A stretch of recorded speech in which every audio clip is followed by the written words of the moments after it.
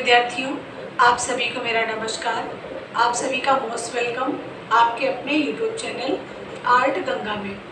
विद्यार्थियों, आज की क्लास में हम आपको रोमांसवाद पढ़ा रहे हैं और रोमांसवाद से संबंधित कुछ महत्वपूर्ण कलाकार हैं व उनसे संबंधित कुछ चित्र हैं और प्रश्नों के माध्यम से भी हम आपको बताएंगे कि कैसे प्रश्न आ सकते हैं, क्योंकि रोमांसवाद एक मोस्ट इम्पॉर्टेंट वाद रहा यूरोप का और आज की क्लास में हम इसी वाद को पढ़ाएंगे।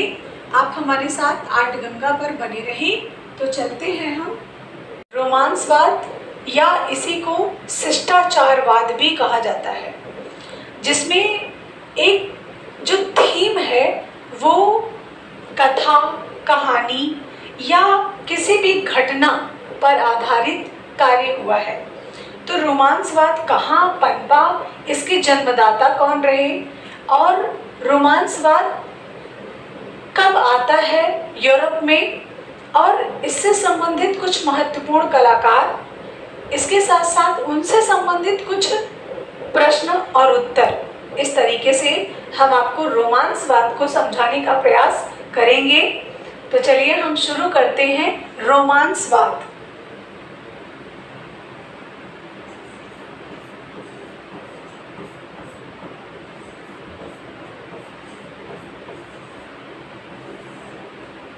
रोमांसवाद सबसे पहले हम ये जान लें कि रोमांसवाद का जन्म होता कहाँ है। तो रोमांसवाद का जन्म जो है वह यूरोप में हुआ।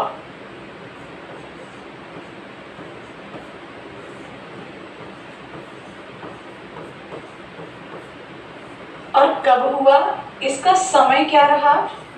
इसका समय 18वीं शताब्दी रहा। 18वीं शताब्दी इसका समय रहा और यह वाद जो है 18वीं शताब्दी से चला। 18वीं शताब्दी से चला और 19वीं शताब्दी के अंत में समाप्त हो गया।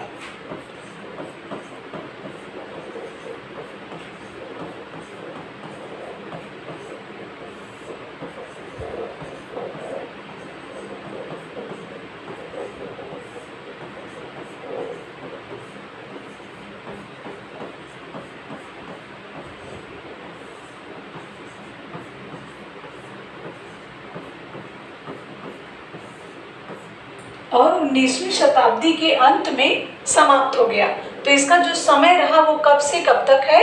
18 से 19वीं शताब्दी तक रहा है। एक ऐसा प्रश्न यहाँ से बन सकता है। दूसरी चीज, ये रोमांसवाद है क्या और ये किस भाषा का शब्द है? तो रोमांसवाद या इसी को हम क्या कहते हैं? शिष्टाचारवाद।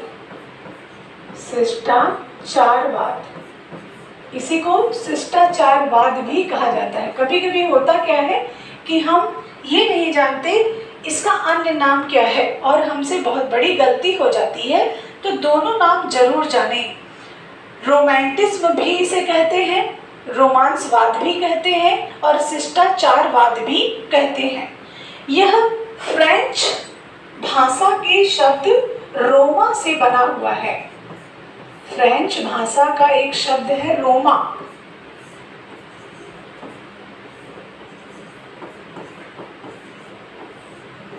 रोमा इससे बना हुआ है ये। तो रोमा एक फ्रेंच भाषा का शब्द है, इसी से रोमांसवाद पूर्णतः बना हुआ है। ये एक फ्रेंच भाषा का शब्द है। अच्छा प्रश्न यहाँ से भी बन सकता है। अब हम देखेंगे कि इसकी विशेषता क्या रही है। यह पूर्णतः कथा, कहानी, यह वाद पूर्णतः कथा, कहानी या किसी भी घटना पर आधारित था।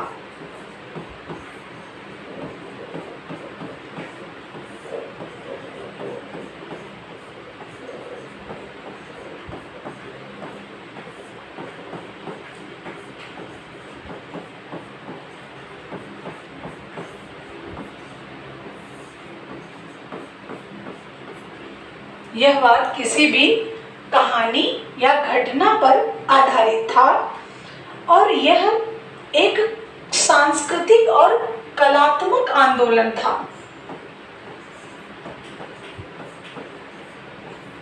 यह एक सांस्कृतिक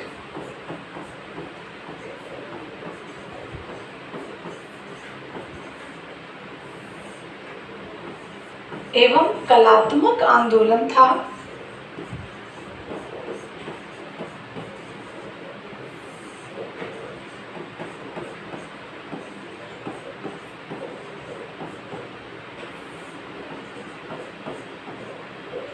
जो पूर्णतः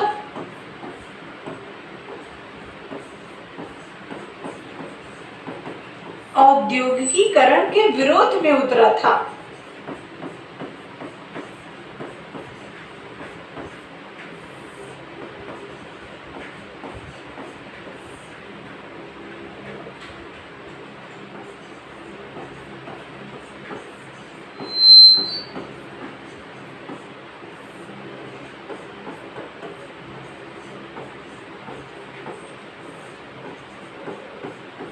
जो पूर्णतः एक औद्योगिकीकरण के विरोध में उतरा था।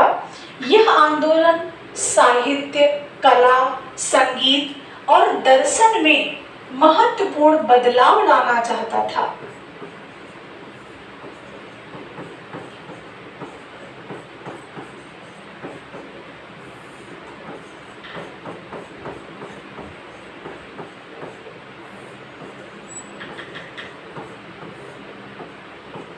संगीत और दर्शन में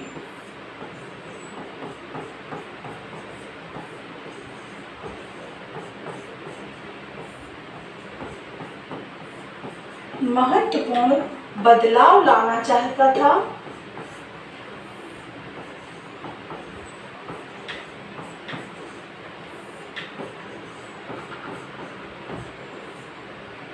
बिल्कुल हटकर यह वाद था।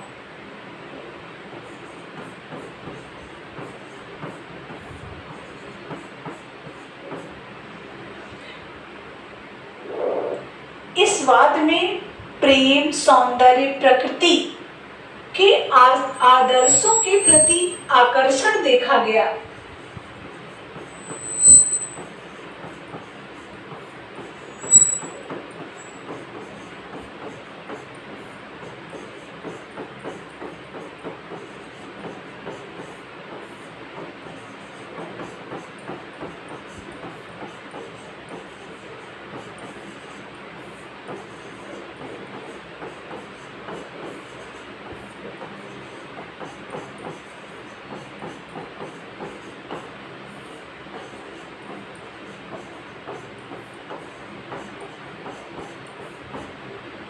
ये इसकी कुछ महत्वपूर्ण जानकारी है। अब इस वाद की महत्वपूर्ण विशेषता क्या रही है, इसके विषय में भी जान लेते हैं।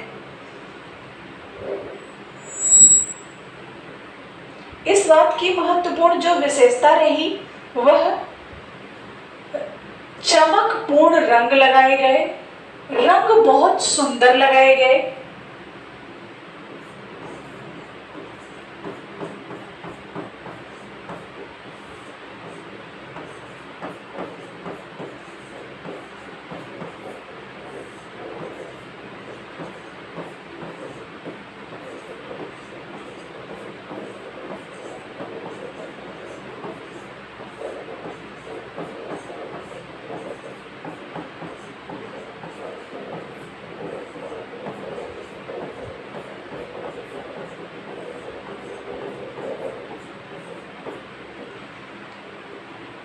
इससे संबंधित कुछ महत्वपूर्ण तथ्यों को हमने जान लिया है। अब रोमांसवाद का जनक किसे कहा जाता है, इसका अग्रदूत किसे कहा जाता है, इसका प्रेरणा स्रोत किसे कहा जाता है, ये जान लें। जेरिको, एक चित्रकार जेरिको, जिसको हम जेरिकॉल्ट के नाम से भी जानते हैं, और दूसरा चित्रकार देलाक्रा।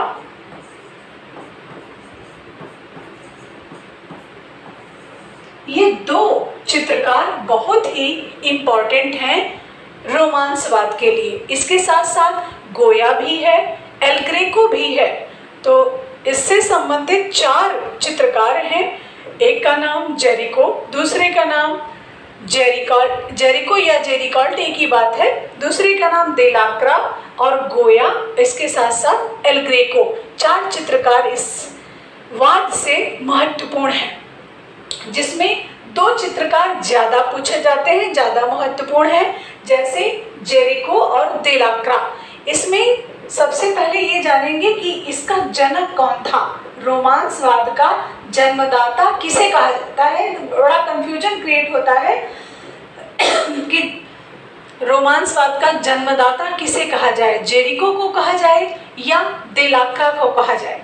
तो इसका जन्मदाता और इसको ऊंचाइयों तक तो पहुंचाने का बिल्कुल डिफरेंट प्रश्न बनता है कि कार्य किसने किया है।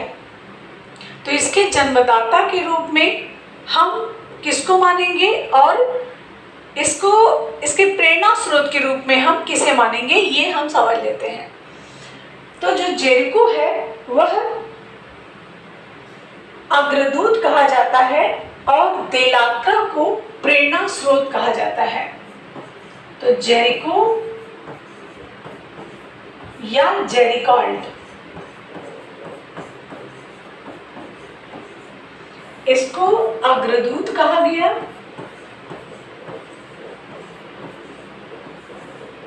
और देलाक्रा को रोमांसवाद का प्रेरणा स्रोत कहा गया।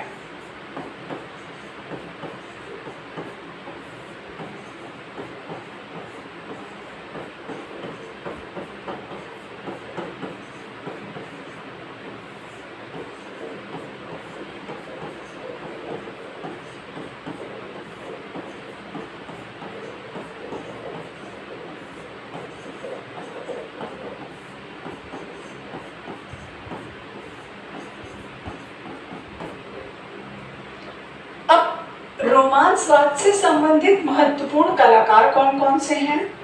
रोमांसवाद को शिष्टाचारवाद के नाम से भी जाना जाता है, जानते रहिएगा। रोमांसवाद से संबंधित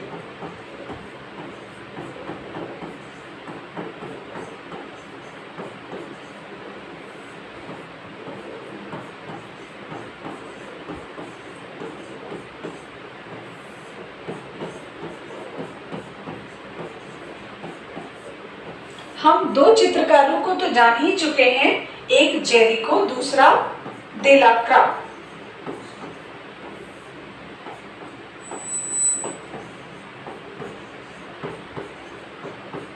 और तीसरा इंपॉर्टेंट कलाकार है गोया और चौथा इंपॉर्टेंट कलाकार है एल ग्रेको। ये 4 महत्वपूर्ण चित्रकार हैं रोमांसवाद से संबंधित। अब हम एक एक चित्रकार को पढ़ेंगे। पहले हमने जो रोमांसवाद की डेफिनेशन पढ़ाई आपको, उससे संबंधित कुछ इम्पॉर्टेंट प्रश्न जो आ सकते हैं उनको जान लें। इसके बाद एक एक चित्रकार से उनकी थ्योरी और उनसे संबंधित जो इम्पॉर्टेंट क्वेश्चन बन सकते हैं उनको जान लें। और इस तरीके से यदि हम पूरे सिलेबस को अच्छे से पढ़ते हैं तो निश्चित रूप से आप ये समझिएगा कि आपका सिलेक्शन जरूर हो जाएगा। हम थोड़े से में विचलित हो जाते हैं, हमें विचलित नहीं होना चाहिए। हालांकि अब एक लंबा समय बीत चुका है तो थोड़ा सा समय तो उसको नहीं कहा जा सकता है, क्योंकि इंसान 1 से 2 महीना, 4 महीना, 6 महीना, 1 साल ही किसी चीज़ का इंतजार कर सकता है। लंबा समय बीतने पे गैपिंग होने में बहुत समस्याओं का सामना करना पड़ता है। तो चलिए हम रोमांसवाद से संबंधित कुछ क्वेश्चन को जान लें, इसके बाद हम चित्रकारों के विषय में जानें। जैसे रोमांसवाद की शुरुआत किस सदी में हुई, एक अच्छा प्रश्न आया हुआ है और कई बार पूछा गया है, पूछा भी जा सकता है। रोमांसवाद से संबंधित कुछ इंपॉर्टेंट क्वेश्चन।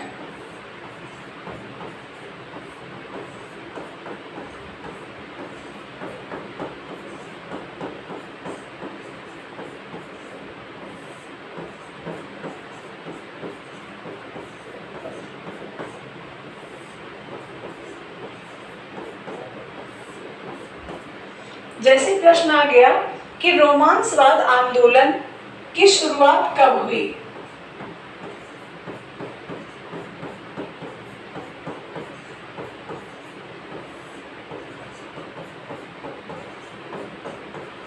आप हमारे साथ आंसर देते चलें।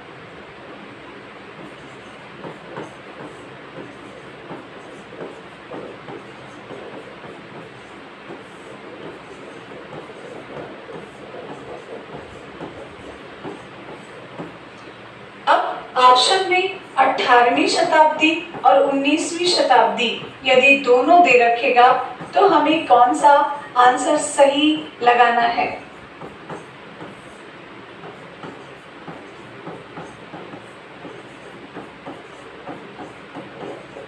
सीधा सीधा हमारा आंसर है 18वीं शताब्दी। क्यों है? क्योंकि 18वीं शताब्दी में ये जन्म लेता है और 19वीं शताब्दी के अंत तक ये खत्म हो जाता है। दूसरा प्रश्न आ सकता है कि रोमांसवाद में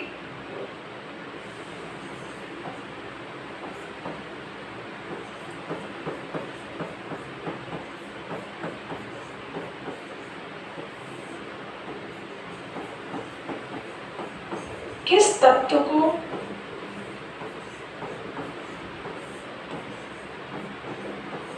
प्रमुखता दी गई है? अच्छा प्रश्न है, आ भी चुका है।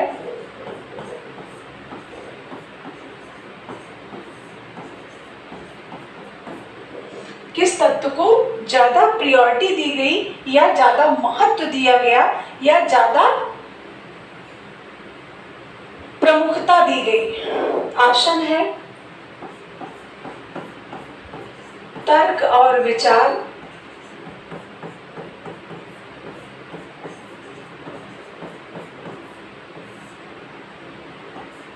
ऑप्शन है विज्ञान और प्रौद्योगिकी,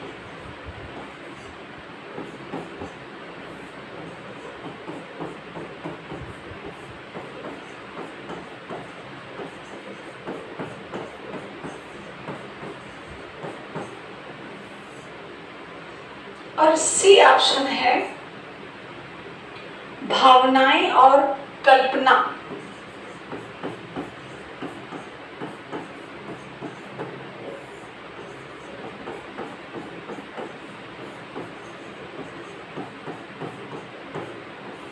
भावनाएं और कल्पना। और डी ऑप्शन है सामाजिक सुधार।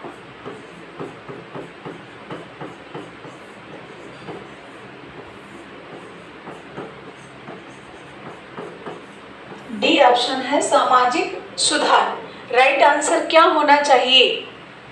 देवशिखा भारद्वाज जी, हरिओम जी, राइट आंसर क्या होना चाहिए? यहाँ पे भावनाएं और कल्पना ये मेन प्रमुखता से उभारा गया है रोमांसवाद में। ये प्रश्न आ चुका है, बहुत अच्छा प्रश्न रहा और ये हमारी टीजीटी में भी रिपीट हो सकता है, आ सकता है। तो इसका जो राइट आंसर है वो भावनाएं और कल्पना है। नेक्स्ट क्वेश्चन देखेंगे कि रोमांसवाद का प्रमुख उद्देश्य क्या रहा है। जैसे इस तरीके से प्रश्न आ गया, रोमांसवाद का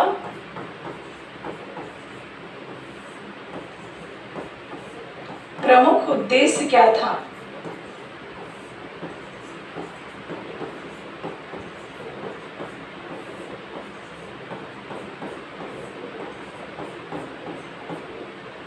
ऑप्शन है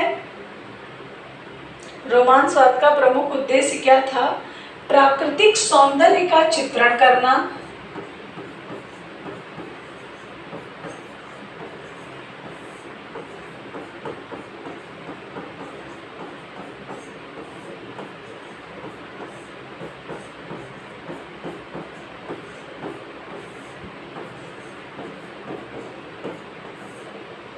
प्राकृतिक सौंदर्य का चित्रण करना, ए ऑप्शन। बी ऑप्शन मान लीजिए दे दिया सामाजिक और राजनीतिक सुधार,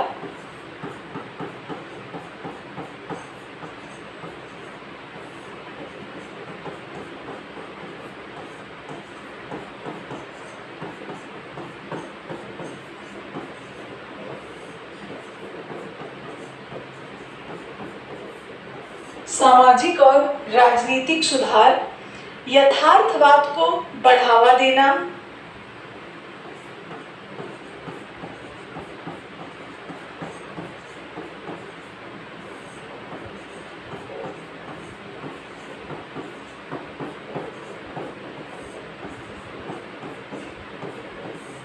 यथार्थवाद को बढ़ावा देना, वैज्ञानिक आविष्कार करना,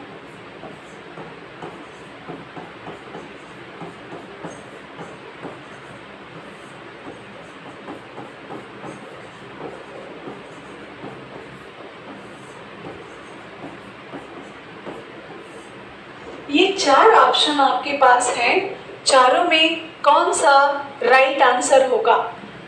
राजेश कुमार जी ए इन्होंने लगाया है, प्राकृतिक सौंदर्य का चित्रण करना।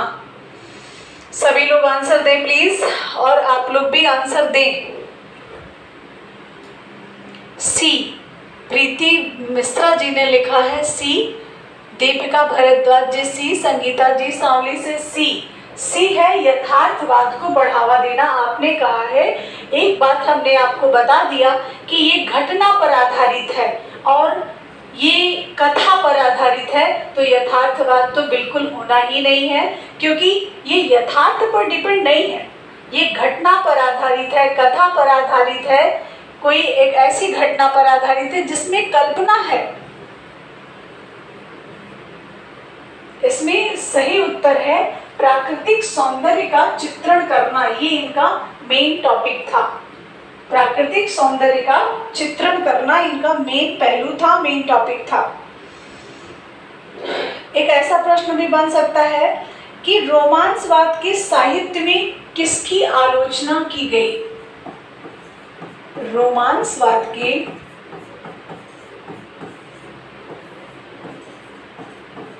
साहित्य में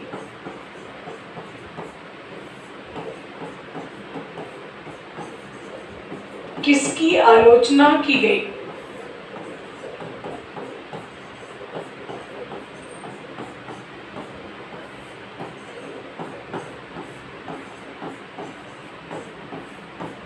ऑप्शन है आपके पास अंधविश्वास,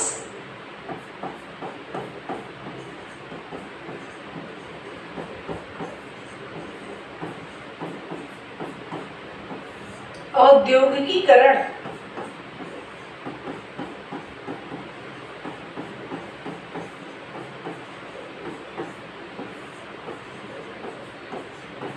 अंधविश्वास, औद्योगिकीकरण, धार्मिकता,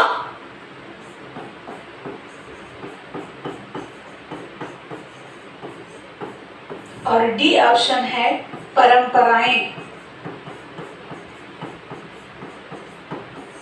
इसमें किसकी आलोचना की गई, किसके विरोध में ये आया? संगीता जी बताएं, किसके विरोध में आया? औद्योगिकीकरण के विरोध में या आध्यात्मिकता के विरोध में? बी, लोटन कुमार जी बी, औद्योगिकीकरण। बिल्कुल, औद्योगिकीकरण के ये आलोचना में आया था और यह एक साहित्य पर आधारित वाद था। कला, संस्कृत, साहित्य में बहुत बड़ा परिवर्तन करना चाहता था रोमांसवाद। तो ऐसे प्रश्न आ सकते हैं। अब हम चलते हैं, एक एक चित्रकारों की बात करते हैं।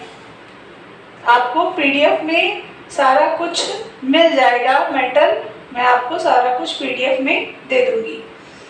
इसका जो पहला कलाकार है वो आपका है जेरिको या जेरिकॉल्ट। इसको भी देख लेते हैं, 1 मिनट रुकेंगे प्लीज।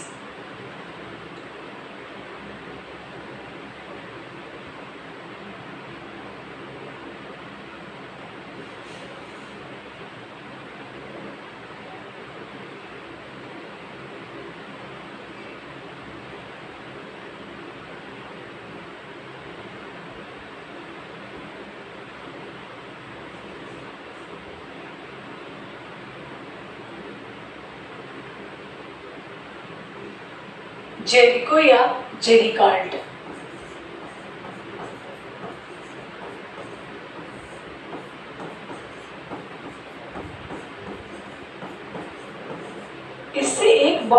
फेमस प्रश्न ये आता है। सबसे पहले तो ये जान लें कि ये क्या कहा जाता है, इसे रोमांसवाद का अग्रदूत कहा जाता है।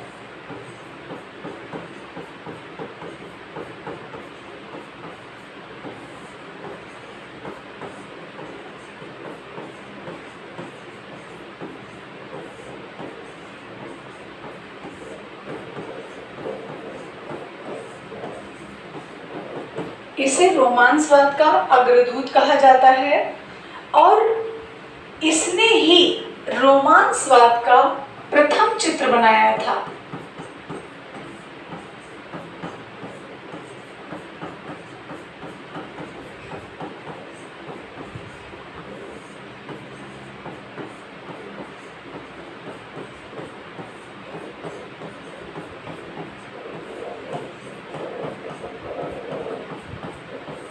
या ऐसे भी प्रश्न बन सकता है कि किसकी कला में रोमांसवाद के पहले लक्षण या पहले गुण दिखाई देते हैं, ऐसा भी प्रश्न बन सकता है।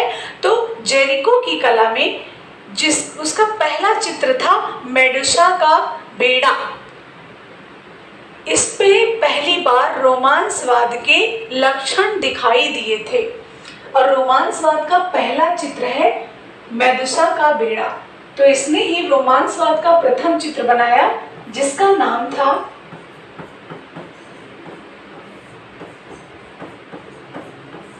मेडुसा का बेड़ा।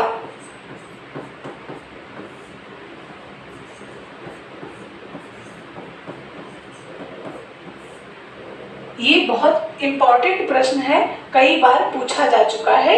मेडुसा का बेड़ा, यह चित्र एक समुद्री घटना पर आधारित था। मेडुसा का बेड़ा, ऐसा भी प्रश्न आ सकता है कि जेरिको या जेरिकॉल्ट का कौन सा चित्र समुद्री घटना पर आधारित था, तो मेडुसा का बेड़ा था। यह चित्र समुद्री घटना पर आधारित था।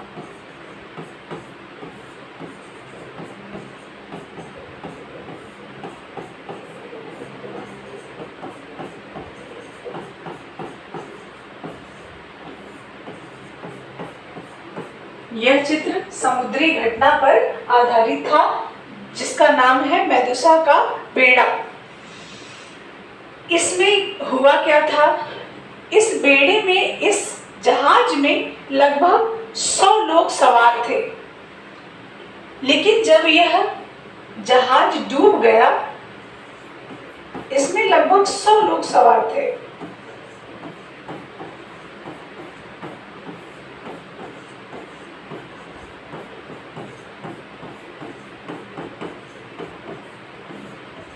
और जब ये जहाज डूब गया तब बचे कितने, 15 लोग बचे। तब 15 लोग ही बचे और ये एक समुद्र के बीच में एक टापू पर बैठ गए जहां पर कुछ भी नहीं था, खाने को पीने को कुछ भी नहीं था। वहीं पर ये किनारे लग के वहीं पर बैठ गए। और जेरिकॉल्ट ने ये कहा है कि भूख एक ऐसी चीज है जिसके लिए इंसान कुछ भी कर सकता है। और इन्होंने क्या किया, 15 लोगों ने, उन 100 लोगों में से बचे 15 लोगों ने उसी लाश को खाना शुरू कर दिया।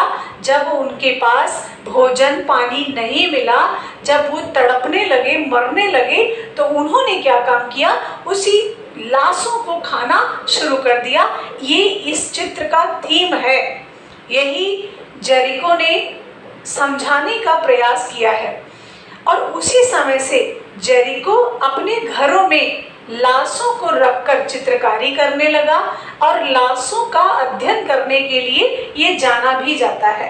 तो ये एक अच्छा प्रश्न ये बन सकता है कि वह कौन सा चित्रकार था जो अपने घरों में लाशों को रखकर चित्रकारी किया करता था। तो जेरिको या जेरिकॉल्ट था। एक नोट करके पॉइंट लिखेंगे कि यह अपने घर में लाशों को रखता था।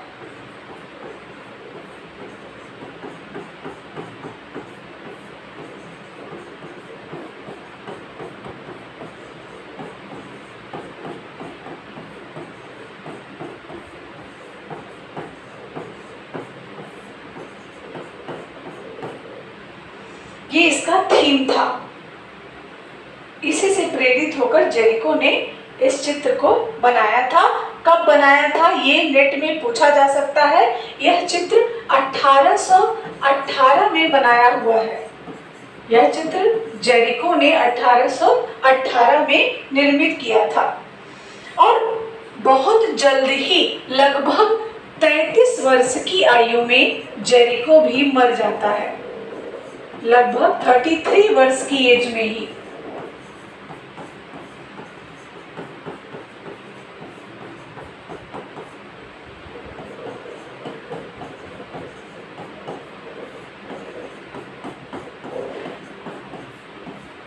ये बहुत जल्दी मर जाता है और सबसे कम समय तक जीवित रहने वाला कलाकार भी है जेरिको। अब इसके कुछ इम्पोर्टेंट चित्र हैं, उनको देख लेते हैं।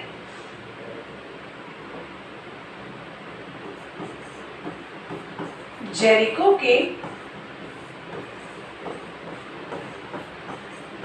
महत्वपूर्ण चित्र।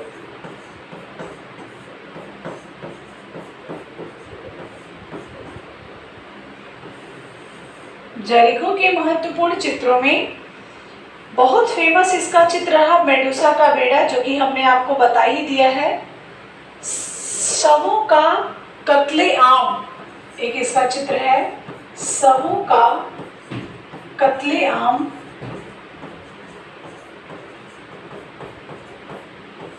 एक बहुत फेमस चित्र जो कि बहुत इंपॉर्टेंट है। पागल हत्यारा, शवों का कत्लेआम और पागल हत्यारा ये इसका चित्र है। मेडुसा का बेड़ा तो जान ही रहे हैं।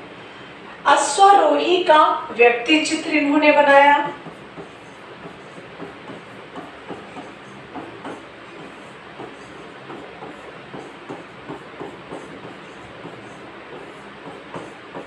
जिसमें जो पूछा जा सकता है वह पागल हत्यारा पूछा जा सकता है, शवों का कत्लेआम पूछा जा सकता है, या उससे भी इम्पोर्टेंट चित्र है मेडुसा का बेड़ा, ये पूछा जा सकता है। बहुत इम्पोर्टेंट चित्र हैं इसके। मेडुसा का बेड़ा, पागल हत्यारा, शवों का कत्लेआम, अश्वारोही का व्यक्ति चित्र। ये था आपका जेरिको, जिसको हम जेरिकॉल्ट के नाम से जानते हैं। हमारे साथ बने रहें। Thank you so much. सभी को नमस्कार।